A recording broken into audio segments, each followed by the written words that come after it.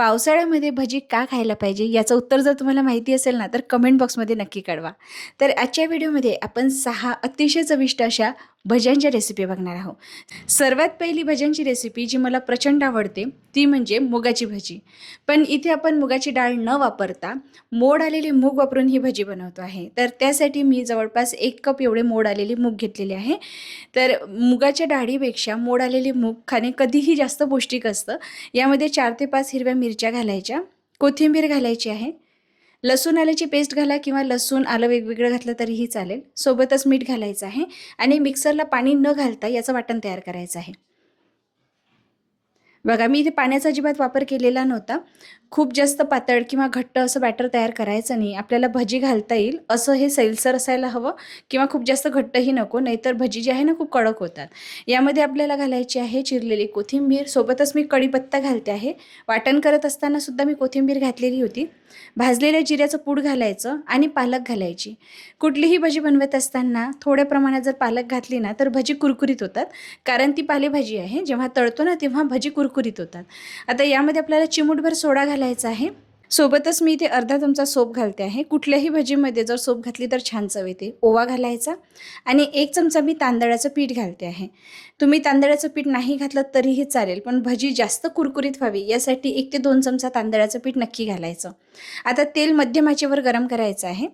तर कधीही भजी तळत असताना तेल नीट गरम असेल ना तर भजी तेलकट होत नाही. सुरुवातीला भजी गॅस मध्यम आचेवर ठेवूनच तळायची, पण जेव्हा भजी शिजत आली की फक्त 2 ते 3 मिनिटासाठी लो फ्लेमवर तळायची, म्हणजे आतमध्ये सुद्धा भजी छान शिजल्या जातात, कच्ची राहणार नाही. मुगाची भजी इथे तळून तयार झालेली आहे. बघितलं ना तुम्ही, बनवायला किती सोपी आहे. आणि हो, सालीच्या मुगाच्या डाळीपेक्षा मोड आलेल्या मुगापासून बनवलेली ही भजी चवीला खूप मस्त लागते. एकदा नक्की ट्राय करून बघा. भज्यांसोबत खायला मी मिरचीचा खरडा बनवलेला होता. त्याची रेसिपी याच व्हिडिओमध्ये पुढे तुम्हाला बघायला मिळणार आहे. यानंतर भज्यांमधला एक प्रसिद्ध प्रकार म्हणजे बटाट्याची भजी आपण बनवतो आहे. बाहेर धो-धो पाऊस सुरू असेल ना तर अशी बटाट्याची भजी खायला जाम मजा येते. चला, यासाठी मी 2 कच्चे बटाटे घेतलेले आहे. सोलून घ्यायचे आणि पाण्यामध्ये ठेवायचे, म्हणजे काळे पडणार नाही. चिप्स पाडायची जी मांजर असते त्यांनीच आपल्याला ह्याचे चिप्स पाडून घ्यायचे आहे आणि मध्यम आकाराचे पाडायचे. खूप जास्त पातळ असे बनवायचे नाही किंवा जाडही ठेवायचे नाही.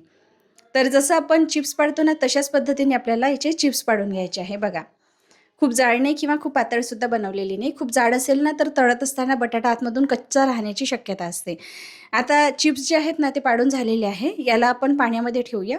1 ते 2 वेळा पाण्याने धुवून घ्यायचं. पांढरं पाणी निघेपर्यंत धुवायचं आहे आणि त्यानंतर असे पाण्यामध्ये भिजत घालायचे. जोवर आपण बेसन भिजवतो आहे तोवर असंच पाण्यामध्ये याला सोडूया, म्हणजे काळे पडणार नाही. आता इथे आपल्याला अर्धा कप बेसन पीठ घ्यायचं आहे आणि 2 चमचे यामध्ये तांदळाचं पीठ घालायचं. यामुळे भजी जी आहे ना एक्स्ट्रा क्रिस्पी बनतात. सोबतच ओवा घालायचा आहे, असा हातावर चोळून घालायचा, कारण बेसन पीठ घातलेलं आहे ना त्यामुळे पोटामध्ये गॅसेस होण्याची शक्यता असते, म्हणून ओवा नक्की घाला. भाजलेल्या जिऱ्याचं पूड घालायचं. हळद अगदी कमी घालायची आहे. जास्त हळद घातल्यामुळे भज्यांचा रंगही बदलतो आणि चवही बदलते. हलकीशी कडवट अशी चव येऊ शकते, म्हणून हळद कमी घालायची. कढीपत्ता असा तोडून घालायचा. मिरचीचा ठेचा घालते आहे. सोबतच लसूण आल्याची पेस्ट घालायची. आता यामध्ये आपल्याला चवीनुसार मीठ घालायचं आहे आणि थोडं पाणी घालून याचं मीडियम असं बॅटर तयार करायचं. खूप पातळही नको किंवा खूप घट्टही नको. तुम्ही जर हे बॅटर खूप घट्ट ठेवलं ना तर काय होणार आहे, जे चिप्स आपण बनवलेले आहे ते जेव्हा आपण बॅटरमध्ये डिप करून तळू तेव्हा त्याला आवरण खूप जाड लागेल. त्यामुळे आतला बटाटा कच्चा राहण्याची शक्यता आहे आणि त्या भज्यांमध्ये ना नुसतं बेसनाची चव जाणवते, आतल्या बटाट्याची चव जाणवणार नाही. त्यामुळे बॅटर जे आहे ते मध्यम ठेवायचं आणि खूप जर पातळ बनवलं ना तर जे आवरण आहे ना ते अजिबात दिसत नाही. फक्त आपल्याला बटाट्याचे कापच दिसायला लागतात, म्हणून आपल्याला आवरण जे आहे ते मध्यमच ठेवायचं आहे. यामध्ये मी घालते आहे पालक. जसं मी तुम्हाला सांगितलं, कुठल्याही भजी बनवत असताना थोडीशी पालक नक्की घालायची, म्हणजे काय होतं ना भजी जास्त कुरकुरीत बनतात आणि चवीलाही छान लागतात. आता जे बटाट्याचे काप आपण म्हणजे चिप्स आपण जे बनवून ठेवलेले होते ते या बॅटरमध्ये डिप करायचे. बॅटरची कन्सिस्टन्सी तुम्ही बघू शकता. याला छान अशी कोटिंग बसायला हवी. भजी तळण्याआधी तेल छान मध्यम आचेवर गरम करायचं आहे. खूप धूर निघेपर्यंत गरम नको, पण नीट गरम असायला हवं. आता यामध्ये आपल्याला एक एक करून भजी सोडायची आहे. सुरुवातीला लगेच याला पलटवायचं नाही. एक बाजू थोडीशी छान शिजल्या गेली की नंतर आपल्याला पलटवून घ्यायचं आहे. बघा, भजी जी आहे ना मस्त तळल्या गेलेली आहे. दिसायला बघा किती छान दिसते आहे आणि वरचं आवरण बघा तुम्ही, छान फुलायला लागलेलं आहे.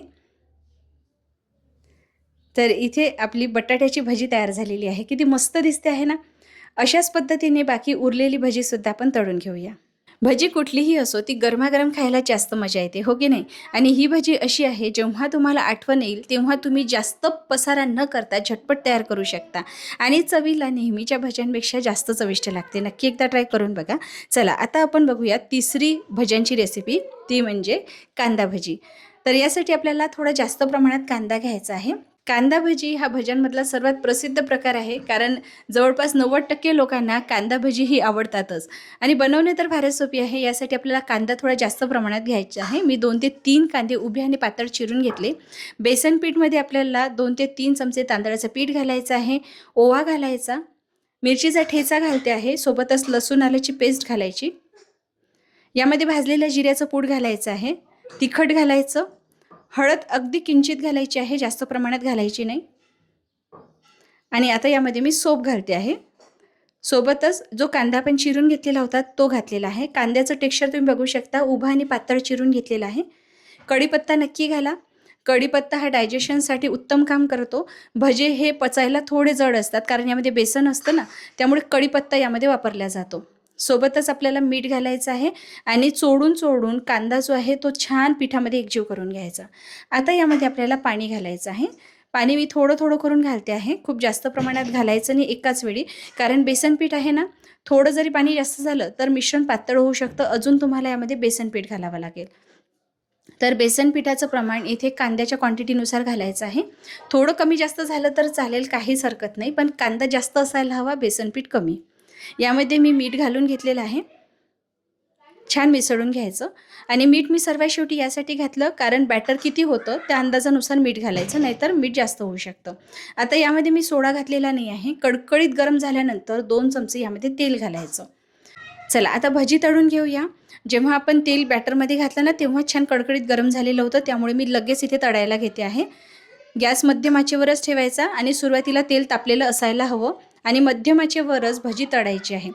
आणि जेवढी मावतील तेवढीच भजी यामध्ये घालायची, जास्त घालायची नाही, नाहीतर एकाला एक चिकटतात आणि जास्त भजी एकाच वेळी तळल्यामुळे काय होतं, तेलाचं तापमान कमी होऊन जातं. तेल गार झाल्यामुळे भजी जास्त तेल पितात. मी ज्या टिप्स या व्हिडिओमध्ये तुम्हाला सांगितलेल्या आहे ना, त्या फॉलो करून जर तुम्ही भजी बनवाल ना, तर अजिबात तेल पिऊन तेलकट होणार नाही. चवीलाही खूप मस्त लागतात आणि विशेष म्हणजे कुरकुरीत बनतात. बरं, तुम्ही कांदा भजी बनवत असताना मी सांगितलेल्या ज्या टिप्स आहेत त्याच फॉलो करून बनवता, की दुसऱ्या काही तुमच्या नवीन टिप्स असतील तर त्या मला कमेंट बॉक्समध्ये नक्की कळवा. चला आता आपण गोड भजी बनवतो आहे, ज्याला विदर्भामध्ये बोंड असं म्हटलं जातं आणि ही कोहड्यापासून बनवल्या जातं. यासाठी आपल्याला इथे कोहडं लागणार आहे. हिरव्या पाटीचं कोहडं मी इथे घेतलेलं आहे. कुणी याला डांगरसुद्धा म्हणतं किंवा भोपळा म्हणतं. तर विदर्भामध्ये याला कोहडं म्हटलं जातं. जे हिरव्या पाटीचं असतं ना, त्याला कोहडंच म्हणतात. तर याला आपल्याला आता सोलून घ्यायचं आहे. याची पाठ व्यवस्थित सोलून घ्यायची. सोलून झाल्यानंतर याचे छोटे छोटे तुकडे करून घ्यायचे, म्हणजे हे लवकर शिजल्या जातात. तुम्ही याला कुकरला शिजवून घेऊ शकता किंवा कढईमध्ये लवकर शिजल्या जातात, फारसा वेळ लागत नाही. यामध्ये थोडं पाणी घालायचं, गॅस मध्यम आचेवर ठेवून 10 ते 15 मिनिट शिजवून घ्यायचं.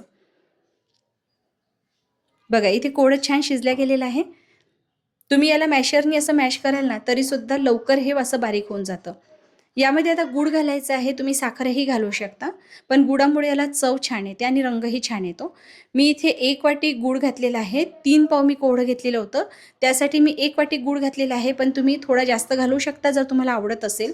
पण मी जे प्रमाण घेतलेलं आहे ना, त्यानुसार हा मध्यम गोड असा बनतो पदार्थ, खूप जास्त गोड होणार नाही. यामध्ये आता वेलची पूड घालायची, जायफळ घालायचं, चिमूटभर मीठ घालायचं आहे आणि छान मिसळून घ्यायचं. इथे तुम्ही याची कन्सिस्टन्सी बघू शकता, मी सैलसर ठेवलेली आहे.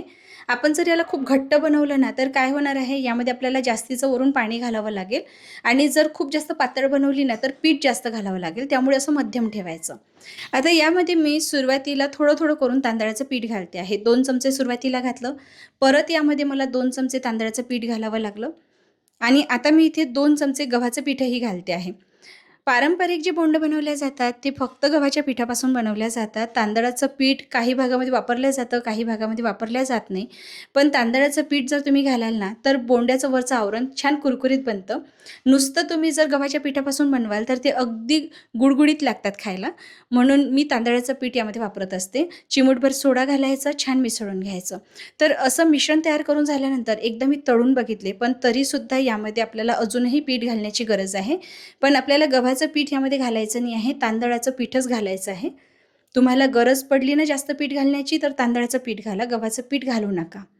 आता जे विदर्भातील असतील त्यांना माहितीच आहे की बोंड हे गव्हाच्या पिठापासूनच बनवले जातात.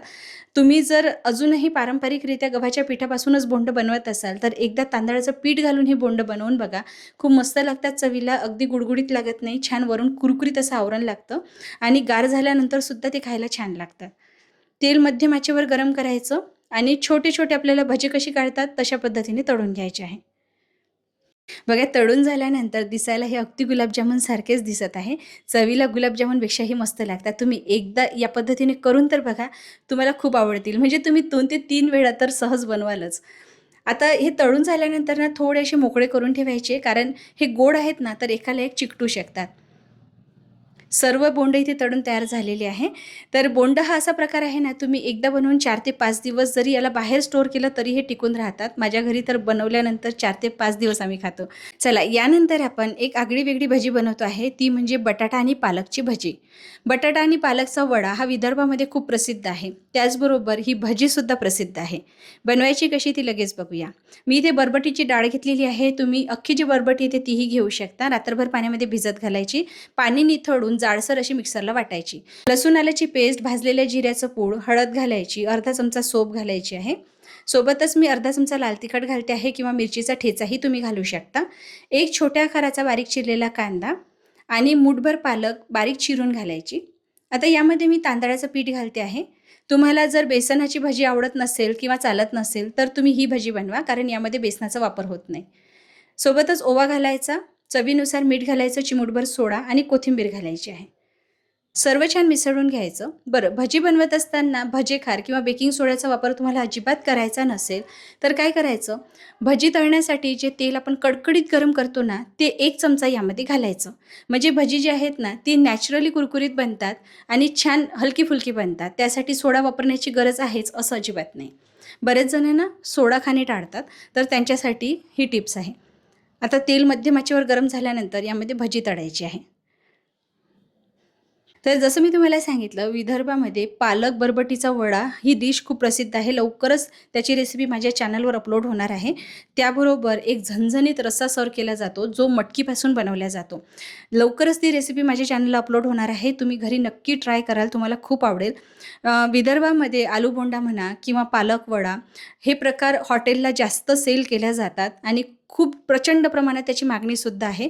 तर हे प्रकार मी तुम्हाला एक एक करून माझ्या चॅनलवर दाखवणार आहे. तुम्हाला बघायचे असेल तर कमेंट करा. मी बाकी प्रकारसुद्धा तुमच्यासोबत शेअर करेल. पण सध्या तरी तुम्ही ही बरबटी आणि पालकची भजी ट्राय करा. नक्कीच तुम्हाला खूप आवडतील. माझ्या आईला आवडणारी भजी म्हणजे फणसाची भजी. ती कशी बनवायची बघूया.